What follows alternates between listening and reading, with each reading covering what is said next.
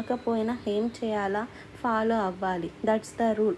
Ordinance, decree, commandments. రాజు ఆజ్ఞ ఇచ్చాడంటే ఎవరైనా మీరారు అంటే ఇంకా మరణమే.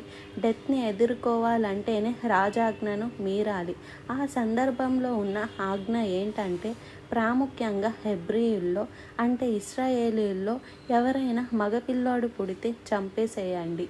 ఆడపిల్లలు ఉంటే బతకనివ్వండి, మగపిల్లలు అయితే చంపేసేయండి.